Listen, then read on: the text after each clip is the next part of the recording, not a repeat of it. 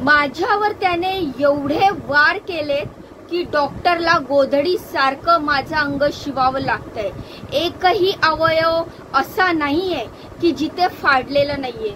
त्या घावामुळे सगळ्या अंगातच एवढी आग उठली आहे की सहन होत नाहीये, रडताही येत नाहीये। कारण डोळ्यातनं आलेले पाणी टाके शिवलेल्या ठिकाणी जखमेवर जर पडले तर आणखीन आग मारते। छत्रपती संभाजीनगर मध्ये एका विवाहित महिलेने हॉस्पिटलच्या बेडवरून पोलिसांना दिलेला हा जबाब। या पीडित महिलेच्या अंगावर टाके आहेत किती तर 280 टाके। एवढे टाके कशामुळे पडले तर तिच्यावर कटरनं वार झालंय। तिच्याच भावकीतल्या एका 19 वर्षाच्या तरुणाकडून रविवारी 2 मार्चला घडलेली ही घटना आहे। तर ह्या महिलेला 280 टाके पडले, तिच्यावर कटरने वार करण्यात आलेले आहे। तर ही नेमकी घटना काय आहे, अशी परिस्थिती कशामुळे आली, ती एकाच वेळी मृत्यूशी आणि आर्थिक संकटाशी कशी झुंजते, ह्या सगळ्याची माहिती देणारा हा आजचा व्हिडिओ आहे मित्रांनो। तर नमस्कार, मी रीमा, माझ्या या यूट्यूब चॅनलवर तुमचं खूप खूप मनापासून स्वागत करते। तर आजच्या व्हिडिओत आपण ही संपूर्ण माहिती पाहणार आहोत, त्यामुळे व्हिडिओ पूर्ण बघा। व्हिडिओवर पहिल्यांदा आला असाल तर लगेचच व्हिडिओला लाईक करा, चॅनलला सबस्क्राइब करा। छत्रपती संभाजीनगर जिल्ह्यात घारदोन गाव 17 वर्षापूर्वी या गावात पीडित महिला लग्न करून आली। नवरा आणि 2 मुलं असा सुखी संसार या 36 वर्षाच्या महिलेचा सुरू होता। 2 एकरची शेती असल्याने घरची परिस्थिती तशी हलाखीचीच होती।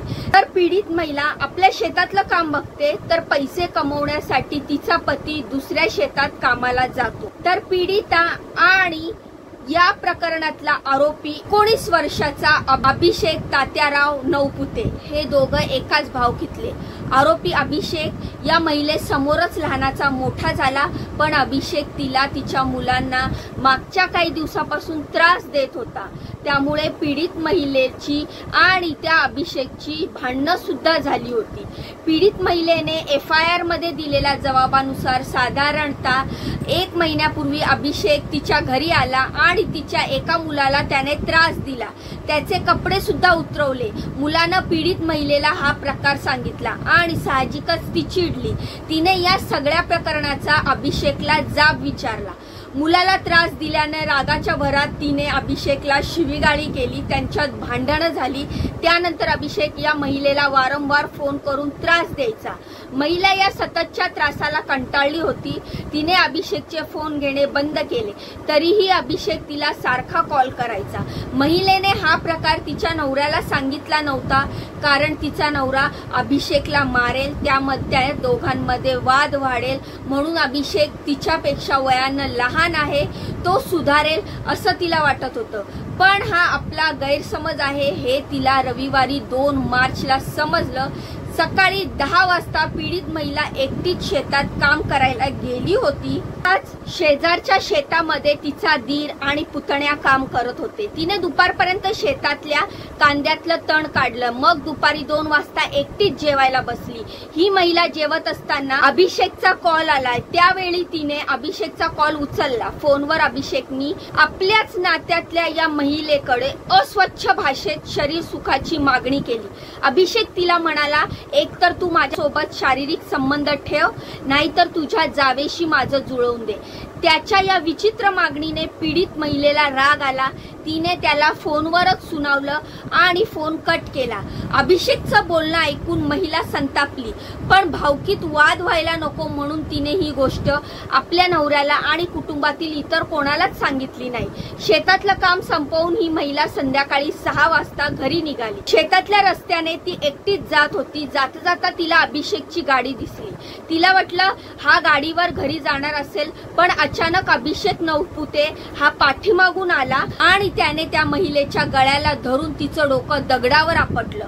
आपल्या सोबत काय होतंय हे समजायच्या आतच अभिषेकने या महिलेच्या तोंडावर कटरनं वार केले। बघता बघता पीडितेच्या सगळ्या अंगावर वार केले। वार करत असतानाच अभिषेकने या महिलेकडे शरीर संबंधाची मागणी केली। तसेच तिच्यावर बळजबरी करण्याचा प्रयत्न केला। शरीर संबंधाला नकार देतेस, मग तुला मारूनच टाकतो अशी धमकी सुद्धा अभिषेकने या महिलेला दिली। पण या सगळ्यात त्याने वार करणं थांबवलं नाही। एक एक करत तिच्या मानेपासून मांडीच्या खालपर्यंत त्याने वार केले होते। या महिलेला या सगळ्या प्रकाराचा फार मोठा धक्का बसला। त्या महिलेला वेदना होत असल्याने ती ओरडत होती। हे सगळं झाल्यानंतर आरोपी अभिषेकने तिथून पळ काढला आणि पीडित महिला बेशुद्ध पडली। या महिलेला शुद्ध आली तेव्हा ती हॉस्पिटलमध्ये होती। तिच्या दोन्ही हाताला सलाईन लावलेलं होतं। अंगावर एकूण 280 टाके घालण्यात आले होते। गोधडी शिवतात तसं तिचं संपूर्ण शरीर शिवलं होतं। तिच्या मानेवर, छातीवर, पोटावर, पायावर कटरचे वार होते। साहजिकच तिला शरीराची हालचालही करता येत नाहीये। 280 टाके घालायला जवळजवळ 22,000चा फक्त दोरा लागलेला आहे। या महिलेच्या सासरची आणि माहेरची आर्थिक परिस्थिती इतकी हलाखीची आहे। मुलांना सांभाळण्याची जबाबदारी देखील तिच्यावरच आहे। हॉस्पिटलमध्ये उपचाराच्या खर्चासाठी पैसे पण तिच्याकडे नाहीयेत। नाईलाज म्हणून तिच्या दोन्ही भावांनी आपल्या ताईवर देवाची कृपा आहे, ती मोठ्या हल्ल्यातून वाचली आहे।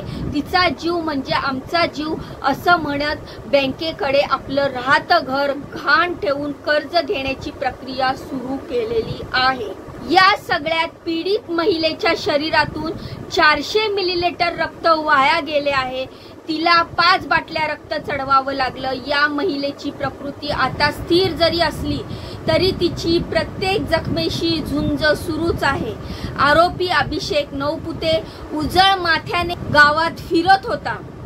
काहीच घडलं नाही अशा ऐटीत तो वावरत होता। 3 मार्चला या महिलेने चिखलठाणा पोलीस स्टेशनमध्ये गुन्हा दाखल केला। गुन्हा दाखल झाल्याचं कळताच अभिषेक शेतात जाऊन लपून बसला।